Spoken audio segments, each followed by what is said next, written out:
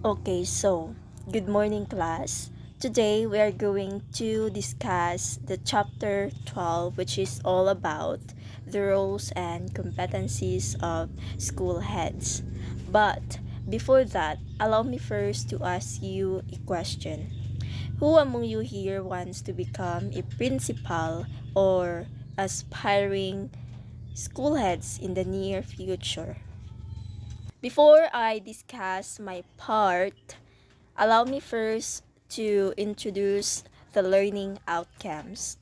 So, the learning outcomes, at the end of this lesson, the students should be able to discuss the competencies expected of school heads as contained in competency frameworks for Philippines and for Southeast Asia. So, here's the introduction. According to Republic Act 9155, a school head serves as both administrative leader and instructional leader. Their main responsibility is to improve student learning and ensure quality education in the school. So, according sa Republic Act 9155, ang school head it served as an administrative leader and instructional leaders. Now, who can differentiate or the nuance difference of the two? Administrative and instructional leaders. So before we dive to the competency, let us first tackle these administrative leader and instructional leaders. So when we say administrative leader class, it is simply a leader that focuses on the overall operations of the school. Like for example, managing school facilities and resources. Trabaho na siya sa administrative leaders. Implementing school policies. Trabaho po na siya sa administrative leader. As well as handling budgets and finances kanang sa school, kanang kwarta. Trabaho na siya sa administrative leaders. Also, school programs. Mga programs na gi-implement sa school for the students, ang mga programs. Solely, trabaho na siya sa administrative leaders. Now, on the other hand, what is instructional leaders or instructional leader? Our instructional leader class, it simply focuses on the instructions of the classroom. It focuses on improving the student and student learning. 'Di ba? Nakita ninyo ang difference between the two? Kay ang administrative sa school, overall operations of the school. However, ang instructional leaders kay ang kuan niya is to improve the student learning. So instruction, more on instruction. Now, ang yaang strands kay to supervise classroom instruction as well as to monitor the student performance to improve teaching strategies and learning outcomes. So as you can hear, kuan siya kanang nag-focus siya sa instruction. Kung magkuan niya litag instructions, that is for the students, for the students of the school, rather. So, I think naintindihan na natin ang administrative and instructional leaders. So, just remember the difference, the nuance difference of the two. Pero, all I can say is very juday, lisod juday ang if you become a school head because isa lang kakatawo but you serve two, administrative and instructional. So, instructional rather. So, very lisod. Now, let us proceed the National Competency-Based Standards rather for school heads or NCBSSH. So, the National Competency-Based Standards for School Heads. So, let us first tackle what is core principle of being a school head. So, let me read it for you. School heads are competent and accountable in providing access to quality and relevant educational opportunities through transformational leadership and a high degree of professionalism. Means that the core principle of being a school head is just you have to be competent. You have to be accountable to in providing access to quality and relevant educational opportunities as well as professionalism. So if you are a school head, no, even teacher lang ka bisag dili ka school head, you have to be competent. No, dapat ka, porsigido pug ka, committed ka sa imo ang job. Imagine, if you are incompetent, you are not committed, and you are not maintaining professionalism, then can you imagine the result? Or can you imagine what will happen to your school? So, you need to be competent. Dapat you have the ability to do something successfully and efficiently and effectively. You should also hold accountability when you are a leader. So, dapat siya inana. Importante po ang professionalism, no? As ang teacher, no, kay teacher makaingon sila simple ra kayo, but there are a lot of people that expecting a lot to you, or daghan kayong taas kina sila og kana bitaw expectation sa mga maestra, because teachers are role models of their students. No, we are the molder. We are the shaper of their dreams. No, we are helping them to find their dreams. So, na siya. Mo na to, no? The core principles, you have to be competent, you have to be committed, you have to maintain professionalism, code of ethics, ina na lang. So, let us now proceed to the branches. No? Branches. Sakto ba? Provenance. So, domain. Domain number 1. So, mo na akong gingon kanina nga branches. No? Naapod siya is strands. Diba? Domain number 1, school leadership.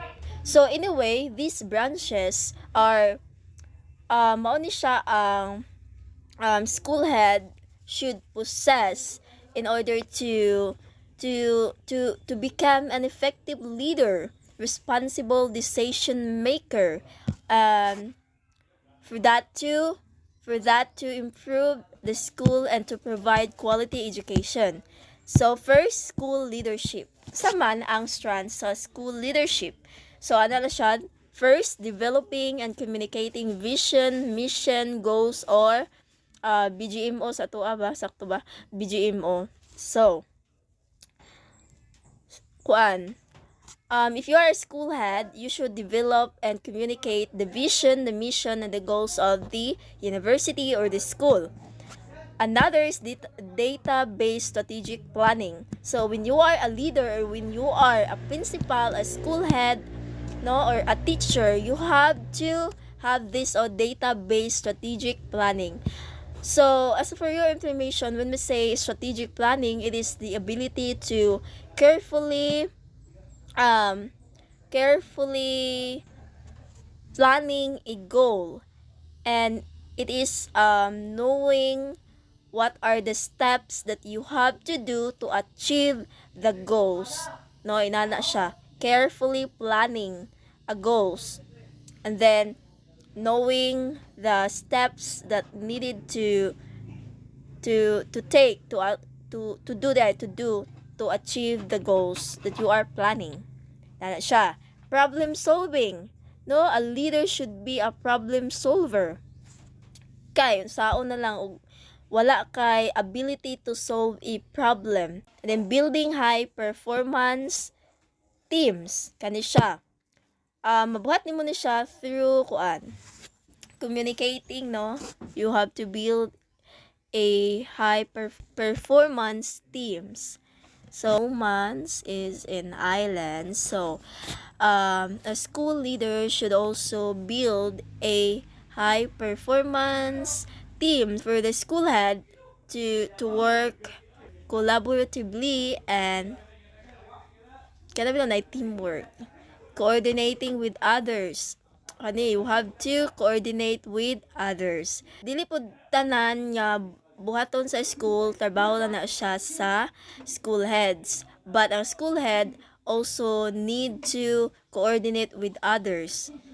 Helping hand lagod, and then leading and managing change. So as a school leader, no, you should be the one to lead for the change, for a betterment or for the better change. Dili sa kwan ha, from better to bad. Dapat from bad to better na siya. So let us now proceed to the domain number 2, instructional leadership. So, unsa may strands ani? Assessment for learning, developing programs or adapting and existing programs, implementing programs for instructional improvement, instructional supervision rather. So, instructional leadership kanang sa pagtudlo, no, the improvement for the improvement of the students, for the improvement of the student learning, na siya. And then domain number 3, creating a student-centered learning climate. So yung strands is setting setting high and social academic, creating school environments focused on the needs of the learners.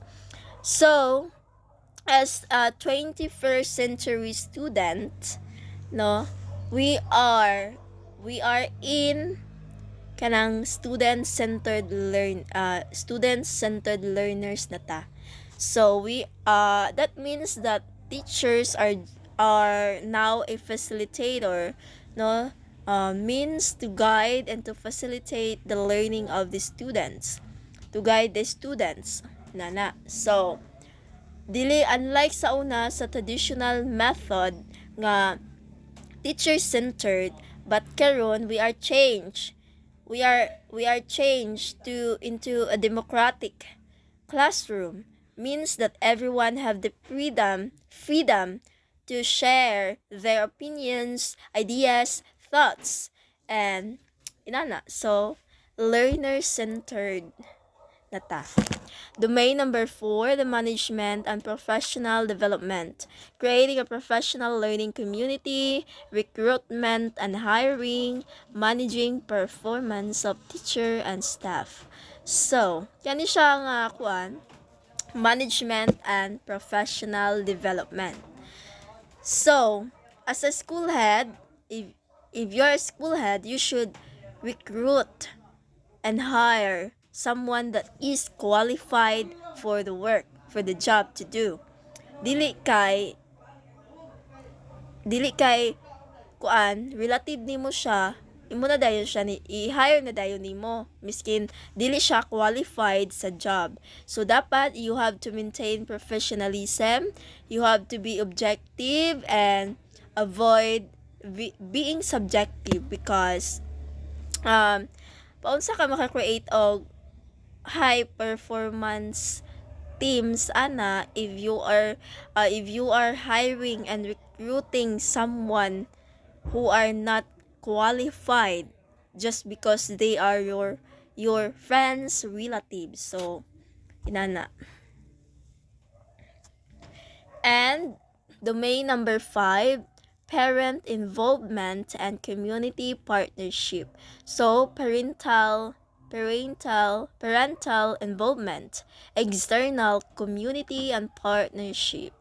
So kani siya, you have to involve the parents and the community, no, you have to maintain a good partnerships with the parents and community, because as I said that no man is in islands, and community has a big role in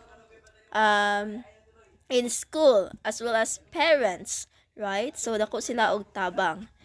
And dili pod maka-stand alone ang school kung wala ang community, ang parents, may nana. So another is domain number 6, school management and operations. So managing school operations, fiscal management, use of technology in the management of operation. So kani siya as a school head, no, you should know how to operate, no, the how to use the technology, since we are in the 21st century. We are where technology is very rampant, and there's a lot of applications that we can use, no, we can utilize to makes our works easier, more easier. So inana, we have to we have to be literate enough to know what are the applications that we have to use. So may nana, kay gamit na siya when we are going to manage to make our works easier, like managing the school operations, mga data, mga inana. And then 7, last but not least, domain number 7 rather, personal and professional attributes and interpersonal effectiveness. First, professionalism, communication, interpersonal sensitivity, fairness, honesty, and integrity. So first, professionalism. Kani siya dili, this is part of the code of ethics, no?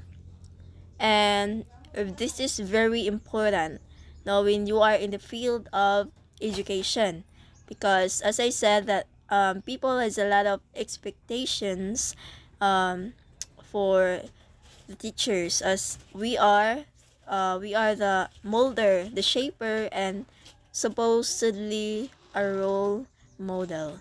So we have just to maintain professionalism, no, and we have to maintain professionalism, respect one another, show positive attitudes and attributes. And then communication. This is very important, no? Communications. Um Communication happens when you are interacting with one another. So I think when you are a school head, you should be good in communicating with other. You should have a social skills, communication skills, because communication skills will help us to prevent from being misunderstood, no, by our listeners, by our audience, and by our coworkers or colleagues. May nana. So communication is the case. Honesty and integrity, this is part of the code of ethics. We have to be fair.